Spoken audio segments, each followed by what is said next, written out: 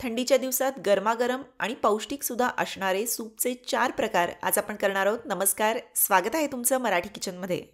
फक्त घशाला आराम देणारेच नाहीत हे सूपचे प्रकार, तर तब्येतीलासुद्धा अतिशय चांगले आहेत. जर तुम्ही वेट लॉस करत असाल, तर हे सूपचे प्रकार अतिशय फायदेशीर असे आहेत. त्याच्यामुळं फक्त थंडीत नाही तर इतर सीझनमध्ये सुद्धा हे तुम्ही करू शकता. पहिला प्रकार जो आपण करणार आहोत, तो करणार आहोत शेवग्यापासून. तर शेवगा सगळ्यांना माहितीच आहे की भरपूर अँटीऑक्सिडंट्स याच्यामध्ये आहेत. विटॅमिन्स, मिनरल्सचा भरपूर खजिना याच्यामध्ये आहे. तसेच पचनशक्ती वाढवण्यासाठी, साखर कंट्रोल करण्यासाठी आणि हाडांच्या आणि जॉईंट्सच्या हेल्थसाठी खूप फायदेशीर आहे. तर या ठिकाणी 1/2 किलो शेवग्याच्या शेंगा घेतलेल्या आहेत. आता सूपसाठी जेव्हा आपण या शेंगा घेतो तेव्हा थोड्याशा जाड घ्यायच्या, म्हणजे याच्यामध्ये भरपूर असा गर असतो. तर थोड्याशा जाड निबर अशा शेंगा याकरता घ्या. भाजीसाठी आपण शेवग्याच्या शिरा काढून घेतो, वरची सालची ती काढून घेतो, पण सूपसाठी तशी गरज नाही आहे. त्यामुळं शेवगा जो आहे तो फक्त बोटा एवढ्या लांबीच्या आकारात कापून घ्या. याप्रमाणे अशा सगळ्या शेंगा कापून घेतल्या. पाण्यामध्ये या शेंगा ठेवल्या आहेत. त्यानंतर या ठिकाणी कुकरमध्ये 1/2 कप मुगाची डाळ घेतलेली आहे. डाळ स्वच्छ धुवून घ्यायची. मुगाच्या डाळीमुळे हे जे सूप आहे ते अजून पौष्टिक होतं, थोडंसं प्रोटीन याच्यामध्ये ॲड होतं. तसेच आणखी काय होतं तर सूपला जो आहे तो दाटसरपणा येण्यासाठी मुगाच्या डाळीनं मदत होणार आहे. जर का तुम्हाला अगदी पाण्यासारखं पातळ सूप हवं असेल तर डाळ अगदी एखादा चमचा घातली किंवा नाही घातली तरीसुद्धा चालेल. याच्यामध्ये 1 ग्लास पाणी घातलं, थोडीशी हळद याच्यामध्ये घातली. पाण्यातून निथळून शेवग्याच्या शेंगा घालायच्या. आता कुकरचं झाकण लावून मंद आचेवर अगदी 1 ते 2 शिट्टी घेऊन हे शिजवून घ्यायचं आहे. लक्षात घ्या, कोणतीही गोष्ट जर का गरजेपेक्षा जास्त शिजवली तर त्यातली जी पोषक तत्त्वं असतात ती कमी होतात. त्याच्यामुळं खूप जास्त नाही, अगदी 1 ते 2 शिट्ट्या याला पुरेशा होतात. मुगाची डाळही पटकन शिजते, शेवगाही लगेच शिजतो. थंड झाल्यानंतर हे असं दिसतं. त्यानंतर हे आपल्याला मिक्सरच्या भांड्यात थोडं थोडं करून बारीक करून घ्यायचं आहे. तर निम्म मिश्रण मी आत्ता मिक्सरच्या भांड्यात काढलं. एकदा फिरवून घेतलं की थोडंसं अर्धा ग्लास पाणी याच्यामध्ये घालायचं आणि पुन्हा असं फिरवून घेतलं. हे बघा, हे असं छान एकजीव असं वाटलं गेलं आहे. आता जी पुरणाची चाळणी असते किंवा जी थोडीशी मोठी अशी गाळणी असते त्यानं हे जे मिश्रण आहे ते गाळून घ्यायचं आहे. हे बघा, याप्रमाणे चमच्यानं दाबून दाबून किंवा हातानं दाबून याला असं गाळून घ्या. फक्त शेवगाच्या शेंगांचा चोथा याच्यामध्ये राहायला पाहिजे. हे असं छान दाबून घेतलं आणि चोथा जो आहे तो काढून टाकायचा. हे बघा, छान एकजीव असं हे मिश्रण जे आहे ते तयार झालं आहे. याच्यामध्ये शेवग्याच्या शेंगांचा सगळा पल्प जो आहे तो उतरलेला असतो. याच्यामध्ये थोडीशी जिरेपूड आणि मिरीपूड स्वादासाठी घातली. मुगाच्या डाळीनं याला छान दाटसरपणा असा येतो. सगळ्या सूपना जी आहे ती मी साजूक तुपाची फोडणी देणार आहे, त्याच्यानं स्वाद आणखी छान येतो. तर एखादा चमचा साजूक तूप गरम केलं आहे. याच्यामध्ये फक्त थोडंसं हिंग घातलं. जे गाळून घेतलेलं शेवगा आणि मूगडाळीचं मिश्रण होतं ते याच्यामध्ये घालायचं. गरजेनुसार पाणी याच्यामध्ये वाढवा, पण खूप जास्तही पातळ करायचं नाही आहे. चवीनुसार मीठ याच्यामध्ये घातलं आहे.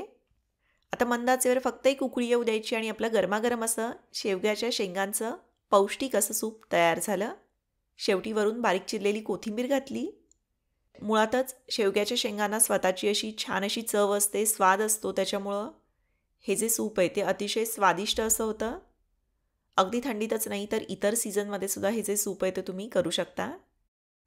त्यानंतर दुसरं सूप जे आपण करणार आहोत त्याकरता या ठिकाणी थोड्याशा भाज्या ज्या आहेत त्या बारीक चिरून घेतल्या आहेत. याच्यामध्ये 5-6 पाकळ्या लसूण अगदी असा बारीक असा चिरून घेतला आहे. त्यानंतर थोडंसं गाजर बारीक चिरून घेतलेलं आहे. फ्रेंच बीन्सचे अगदी बारीक असे तुकडे केलेले आहेत. कोबी बारीक चिरून घेतला आहे. याप्रमाणे ज्या भाज्या उपलब्ध असतील त्या तुम्ही बारीक अशा चिरून घेऊ शकता. पातेल्यामध्ये थोडंसं तूप गरम केलं. पहिल्यांदा बारीक चिरलेला लसूण याच्यामध्ये घातला. त्यानंतर सगळ्या भाज्या घातल्या आहेत. तुम्ही पाहू शकता भाज्या ज्या आहेत त्या अगदी बारीक अशा चिरून घेतल्या आहेत, ज्यामुळे त्यांना एकदा दोनदा जरी परतलं तरीसुद्धा त्या व्यवस्थित अशा शिजतात. थोडंसं मीठ घातलं जेणेकरून त्या पटकन वाफल्या जातील. आता या ठिकाणी 2 चमचे नाचणीचं पीठ घेतलेलं आहे किंवा जे बाजारात विकत नाचणी सत्व मिळतं विदाऊट शुगरवालं ते घ्यायचं. याच्यामध्ये थोडंसं पाणी घातलं. हे असं चांगलं एकजीव असं मिक्स करून घ्या. याच्यामध्ये गाठी राहणार नाहीत अशा पद्धतीनं हातानं वाटल्यास याला फेटून घ्या. भाज्या अशा परतल्या, खूप जास्त मऊ देखील शिजवायच्या नाहीत, की लगेच हे जे नाचणीचं पाणी आहे ते याच्यामध्ये घातलं. लक्षात घ्या, नाचणीमध्ये जे ते भरपूर पाणी मावतं, लगेच हे जे मिश्रण आहे ते असं घट्ट जेलीसारखं व्हायला लागतं. तर याच्यामध्ये लगेच थंड पाणी जे ते वाढवायचं आहे आणि असं चांगलं फेटून घ्या, म्हणजे याच्या गाठी होणार नाहीत. फक्त 2 चमचे पिठामध्ये सुद्धा चांगलं 1.5-2 ग्लास पाणी आरामात मावतं. हे बघा, हे असं शिजेल तसं घट्ट होत जातं. गरजेनुसार तुम्ही याच्यामध्ये पाणी ॲड करू शकता. चवीनुसार मीठ घातलं आहे. एक 5 मिनिटं मंद आचेवर याला चांगलं शिजवून घ्यायचं. जर का तुम्हाला अधूनमधून सूप पिताना भाज्यांचे तुकडे आलेले आवडत नसतील, तर याच्यामध्ये तुम्ही भाज्या न घालता फक्त लसणाची फोडणी दिलीत तरीसुद्धा चालेल. अगदी लहान बाळ जर का घरात असेल तर याचप्रमाणे फक्त भाज्या न घालता नाचणीचं सूप त्यांना करून तुम्ही देऊ शकता. हे बघा, जसजसं हे शिजेल तसं नाचणीच्या पिठाला दाटसरपणा यायला लागतो. अगदी पौष्टिक आणि स्वादिष्ट असं हे सूप आहे. शुगर कंट्रोलसाठी सुद्धा उत्तम आहे. तेव्हा हे पौष्टिक असं नाचणीचं झटपट होणारं सूप तुम्ही नक्की करून बघा. आता तिसरं सूप जे आपण करतोय ते करतोय लाल भोपळ्याचं. तर या ठिकाणी मी 1/2 किलो लाल भोपळा जो आहे तो घेतलेला आहे. भोपळ्याच्या पाठीचा आणि बियांचा भाग काढून टाकायचा. त्यानंतर याचे असे मोठे मोठे तुकडे करून घेतले. त्याचसोबत एक बटाटा, एक टोमॅटो आणि एक गाजर घेतलेलं आहे. बटाटा आणि गाजराची साल काढून घ्यायची. आता टोमॅटोचे मोठे मोठे काप करून घेतले. गाजर आणि बटाट्याचे सुद्धा मोठे मोठे असे काप करून घेतले आहेत. आता कुकरमध्ये 2 टेबलस्पून म्हणजे 2 मोठे चमचे मसूर डाळ या ठिकाणी घेतलेली आहे. डाळ स्वच्छ धुवून घ्यायची. याच्यामध्ये भाज्या काढल्या.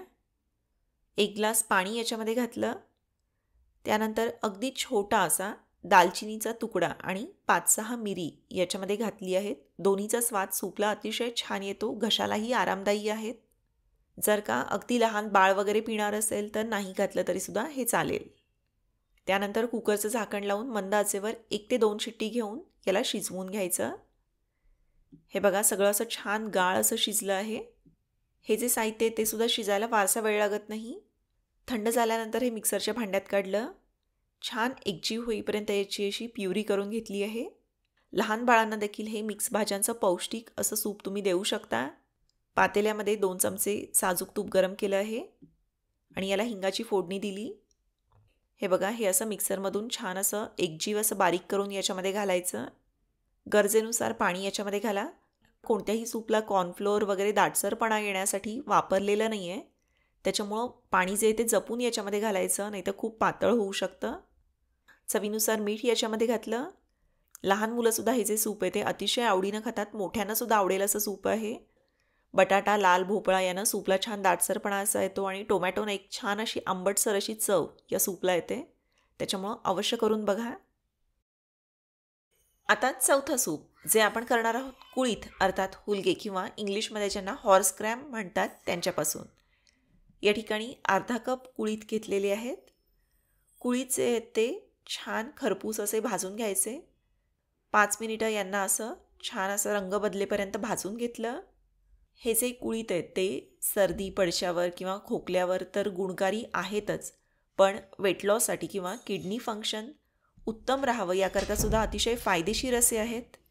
कुळीथ याप्रमाणे खरपूस असे भाजून झाले की थंड झाल्यावर मिक्सरच्या भांड्यात काढून त्याची बारीक अशी पूड करून घ्यायची. शक्य तितकी बारीक अशी पूड करून घ्यायची. त्यानंतर हे तुम्ही एखाद्या डब्यामध्ये भरून ठेवू शकता आणि मग जेव्हा तुम्हाला गरज असेल, जेव्हा तुम्हाला सूप करायचं असेल तेव्हा लगेच 5 मिनिटातच ह्याचं सूप जे ते तयार होतं. सूप करण्यासाठी 2 चमचे साजूक तूप गरम केलं आहे. याच्यामध्ये 2 पाकळ्या ठेचलेला लसूण घातला. थोडेसे जिरे घातले आहेत. हिंग घातलं. हळद घालायची थोडीशी अगदी. त्यानंतर 2 चमचे कुळथाची पिठी याच्यामध्ये घालायची आहे. कुळथाची जी पिठी आहे ती तयारसुद्धा बाजारात मिळते, ती वापरली तरीसुद्धा चालेल. याला असं एकदा तुपावर भाजून घ्या की लगेच याच्यामध्ये पाणी घालायचं आहे. 1.5 ते 2 ग्लास पाणी याच्यामध्ये घातलं. अगदी पातळसर असं हे होतं. एक 10 मिनिटं याला जे आहे ते उकळी आल्यानंतर चांगलं शिजवून घ्यायचं. कारण कुळीथ जे आहे ते शिजायला थोडेसे कठीण असतात, त्याच्यामुळे याला व्यवस्थित शिजवून घ्यायचं आहे. चवीनुसार मीठ घातलं आहे. छान पौष्टिक असं हे सूप तयार होतं. शेवटी वरून बारीक चिरलेली कोथिंबीर घालायची अगदी कमीत कमी साहित्यात छान चविष्ट आणि पौष्टिक असं हे सूप लागतं. सूपचे अजून वेगळे प्रकार जर का तुम्हाला पाहायचे असतील तर मला खाली कमेंटमध्ये सूप पार्ट 2 म्हणून कमेंट करून नक्की कळवा. त्याचप्रमाणे याची रेसिपी तुम्हाला कशी वाटली तेही कळवायला विसरू नका. व्हिडिओ आवडला तर व्हिडिओला लाईक करा. व्हिडिओची लिंक तुमच्या मित्रमैत्रिणींसोबत नातेवाईकांसोबत जरूर शेअर करा. धन्यवाद.